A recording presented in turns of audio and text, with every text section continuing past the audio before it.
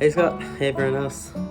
Unfortunately, I don't have too much to update you guys on. This is supposed to be my race week, my marathon that I've been training for the last few months and been had on the calendar to do from the beginning of the year. I booked into it really early and for the original date in October, and then that got prolonged until December.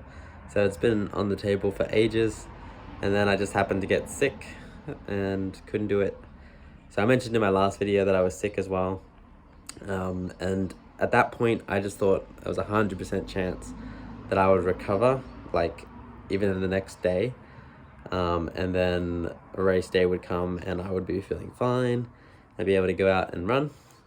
But actually after I made that video, I actually started feeling a little bit worse, strangely, even though I felt like I'd gotten over the hump of it. I developed a bit of a cough and just can't really run when you've got that sort of below the neck sort of symptoms. I did a lot of research to see if there was any chance that I could just push through if I'm feeling okay on the race morning, but it's just all, nope, definitely not. Especially some of the guidelines that I looked into when running when you're sick.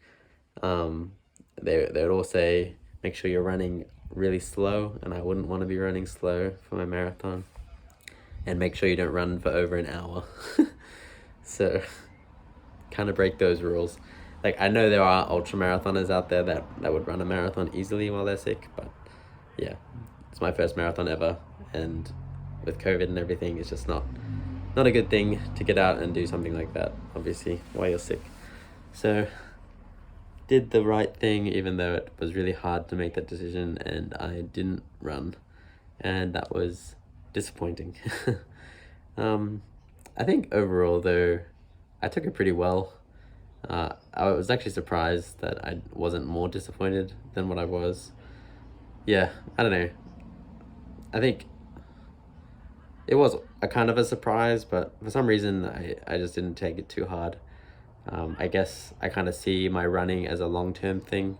So just missing one race probably isn't the end of the world. I know I'll always get a chance next year or whenever it comes up again. So it's not too much of a setback. It's just a bit of a shame, really. But I was pretty down on the race morning, and I remember that. But it was cool watching Scott's race. If you haven't seen his video, on Tuesday he put out a video of his half marathon that he did, which was really cool. And I enjoyed watching him. They had a tracker on their app that you could watch. It was fun following him along and seeing how he was going. And I sent him a message, as he mentioned in his last video, telling him how he was going pace-wise and stuff. So that was fun. I was happy for Scott that he was able to do it and get the time that he wanted and everything. So make sure you check out that video if you haven't seen it already. Good job, Scott. Keep it up. Hopefully we'll be able to run a half marathon or a marathon even in the beginning to mid next year. Who knows when that'll look like, what timeline it'll be. For a bit of closure, I'm thinking about doing some sort of marathon just for fun in the coming future. Just not an official event, I don't think.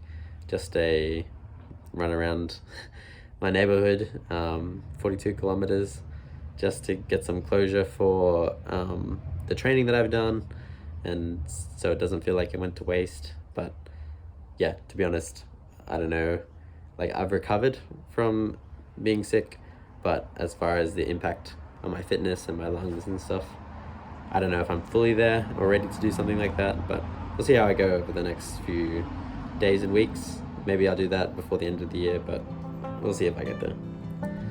Anyway, I'll catch you guys in my next video. Thanks for joining me on a bit of a downer, but anyway, I'm still looking forward to the future of my running, and definitely looking forward to that first marathon that I can do, official one especially, sometime next year, hopefully.